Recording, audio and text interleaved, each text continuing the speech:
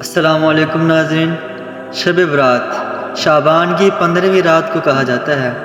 اس کو برات اس لیے کہا جاتا ہے کہ برات کا معنی ہوتا ہے بری کرنا، تو اس رات مخلوق کو ان کی گناہوں سے بری کر دیا جاتا ہے، اسی لیے اس رات کو شب برات کہا جاتا ہے۔ تقریباً 10 صحابہ کرام رضی اللہ تعالیٰ عنہم اجمعین سے اس رات کے متعلق احادیث نقل کی گئی ہیں۔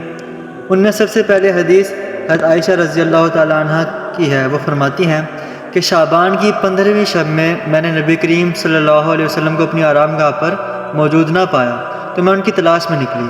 دیکھا کہ آپ صلی اللہ علیہ وسلم جنت البقیع یعنی قبرستان میں ہیں۔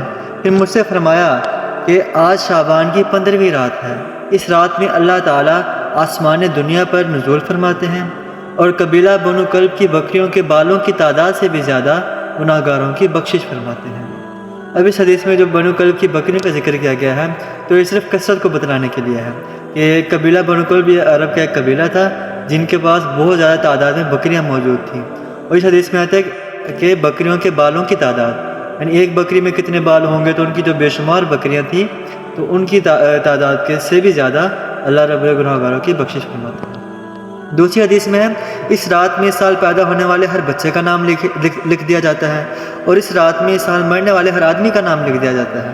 اس رات میں تمہارے اعمال اٹھائے جاتے ہیں اور تمہارا رزق اتارا جاتا ہے۔ ایک روایت میں ہے کہ اس رات میں تمام مخلوق کی مغفرت کر دی جاتی ہے سوائے 7 اشخاص کے، یعنی 7 شخص ایسے ہیں کہ وہ بدبخت ایسے ہیں کہ جن کی اس رات میں بھی بخشش یا مغفرت نہیں کی جاتی۔ وہ کون سے ہیں؟ نمبر 1 مشرک، یعنی شرک کرنے والا آدمی، اس کی بخشش نہیں کی جاتی۔ نمبر 2 والدین کا نافرمان، اور نمبر 3 کینہ پرور، دوسرے سے حسد رکھنے والا، کینہ رکھنے والا، بغض رکھنے والا، اس آدمی کی بھی بخشش نہیں کی جاتی۔ نمبر 4 پر ہے شرابی، اور نمبر 5 قاتل، نمبر 6 شلوار کو ٹخنوں سے نیچے لٹکانے والا۔ ہمارے ہاں یہ اس بات میں کوتاہی برتی جاتی ہے کہ شلوار کو ٹخنوں سے نیچے لٹکایا جاتا ہے اور اس کو کوئی گناہ بھی نہیں سمجھتا، حالانکہ یہ کبیرہ گناہوں میں سے ہے، اور اس حدیث میں یہ فرمایا جا رہا ہے کہ اس شخص کی مغفرت نہیں کی جاتی۔ اور نمبر 7 پر ہے چغل خور، یعنی ان 7 افراد کی اس عظیم رات میں بھی مغفرت نہیں ہوتی جب تک کہ اپنے جرموں سے توبہ نہ کریں۔ اور 4 نمبر پر حضرت علی رضی اللہ عنہ سے ایک روایت منقول ہے کہ اس رات میں عبادت کیا کرو اور دن میں روزہ رکھا کرو۔ اس رات سورج غروب ہوتے ہی اللہ تعالیٰ اپنے بندوں کی طرف متوجہ ہو جاتے ہیں اور اعلان ہوتا ہے، کون ہے جو گناہوں کی بخشش کروائے، کون ہے جو رزق میں وسعت طلب کرے، کون ہے مصیبت زدہ جو مصیبت سے چھٹکارا حاصل کرنا چاہتا ہو۔ تو اس رات میں ہمیں بھی چاہیے کہ ہم خود بھی عبادت کریں اور دوسروں کو بھی اس کی ترغیب دیں۔ اب ان احادیث کریمہ اور صحابہ کرام رضی اللہ تعالیٰ عنہم اور بزرگان دین رحمہم اللہ تعالیٰ کے عمل سے اس رات میں 3 کام کرنا ثابت ہے۔ نمبر 1 قبرستان جا کر مردوں کے لیے اصالِ ثواب اور مغفرت کی دعا کرنا۔ لیکن یہ بات ذہن میں رکھنی چاہیے کہ یہاں پر جو حضرت عائشہ رضی اللہ تعالیٰ عنہ کی حدیث میں ہے کہ آپ صلی اللہ علیہ وسلم جنت البقیع یعنی قبرستان میں موجود تھے، تو یہ صرف اسی ایک حدیث سے ثابت ہوتا ہے، یعنی آپ صلی اللہ علیہ وسلم کی پوری زندگی میں صرف ایک مرتبہ یہ چیز ثابت ہوتی ہے کہ آپ صلی اللہ علیہ وسلم شب برات میں قبرستان گئے ہیں اور وہاں پر اصالِ ثواب کیا اور ان کی مغفرت کی دعا کی ہے۔ اب اس میں اگر ہم سنت کو لیں تو سنت صرف ایک مرتبہ جانے سے بھی ادا ہو جائے گی، اس لیے وہاں پر جا کر پھول پتیاں چڑھانا، چادر چڑھانا، چراغاں کرنا اور ہر سال لازمی سمجھنا کہ جی ہم نے 15 شعبان کی رات کو قبرستان جانا ہے، یہ درست نہیں ہے، یہ ثابت نہیں ہے، اس سے فقہاء کرام نے منع فرمایا ہے، اور اس کا نام اتباع اور دین بھی نہیں ہے۔ اتباع صرف اسی درجے میں ہے کہ جس درجے میں نبی کریم صلی اللہ علیہ وسلم سے ثابت ہے، اور وہ یہ ہے کہ زندگی میں ایک مرتبہ آپ صلی اللہ علیہ وسلم گئے ہیں۔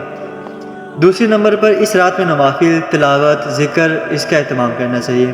اس کے بارے میں بھی ایک بات یہ یاد رکھنی چاہیے کہ نفل ایک تنہائی والی عبادت ہے، کہ نفل تنہائی میں کیا جاتا ہے، اس میں ریاکاری وغیرہ سے بہت زیادہ بچا جاتا ہے، یہ خلوت کی عبادت ہے، کیونکہ نفل عبادت کے ذریعے سے اللہ رب العزت کا انسان کے ساتھ قرب حاصل ہو جاتا ہے، کہ انسان اس کے ذریعے سے اللہ کا قرب حاصل کرتا ہے۔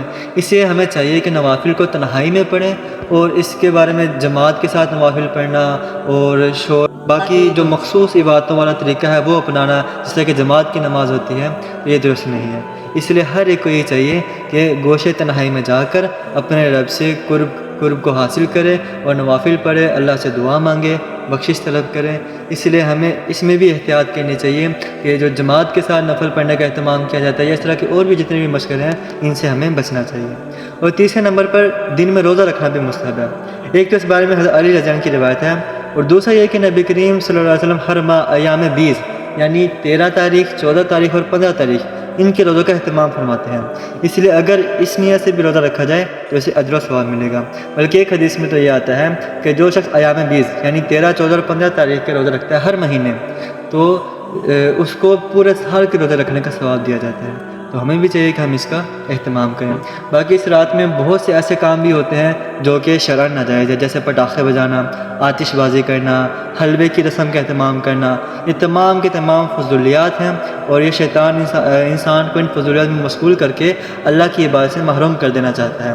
تو ہمیں بھی چاہیے کہ ہم شیطان کے اس اٹکل پچو باتوں میں اور ڈھکوسلوں میں نہ آئیں، اور اپنے رب سے صرف عبادت کے ذریعے سے قرب کا ذریعہ بنائیں اس کو، اور اللہ کا قرب حاصل کرنا چاہیں۔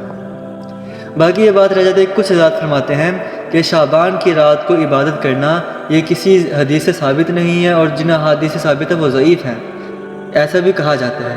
تو یہ بات بھی بالکل غلط ہے کہ ایک دو احادیث ایسی آتی ہیں کہ جن کے بارے میں محدثین کلام کرتے ہیں کہ آیا کہ یہ حدیث ضعیف ہے کہ نہیں، لیکن اس میں بھی فقہائے کرام یہ فرماتے ہیں کہ اگر ایک حدیث ضعیف آ جائے اور اسی حدیث کی تائید کرنے کے لیے اور بہت سی احادیث جمع ہو جائیں تو اس کا حدیث کا جو ذوف ہوتا ہے وہ کم ہو جاتا ہے، وہ ختم ہو جاتا ہے۔ تو اب دیکھیں کہ جیسا کہ میں نے ویڈیو کے شروع میں کہا کہ یہ شعبان کی رات کو عبادت کرنا، 15 شعبان کی رات شب برات میں عبادت کرنا، یہ تقریباً 10 صحابہ کرام سے اس کے بارے میں احادیث منقول ہیں۔ تو جب 10 صحابہ کرام سے منقول ہیں تو اس کے جو ذوف والی بات ہے اس میں کمی آئی، اس لیے اس رات میں عبادت کرنا درست ہے۔ لیکن جو باقی خرافات ہیں، جیسے کہ اس کو ضروری سمجھنا کہ ہر سال ہی ہم نے قبرستان جانا ہے، وہاں جا کر چراغاں کرنا، روشنی وغیرہ کرنا، تو یہ درست نہیں ہے۔ تو حلوے وغیرہ بانٹنا، پٹاخے بجانا، آتش بازی کرنا، ان تمام خرافات سے ہمیں بچنا چاہیے کہ یہ شیطان کے بہکاوے ہیں۔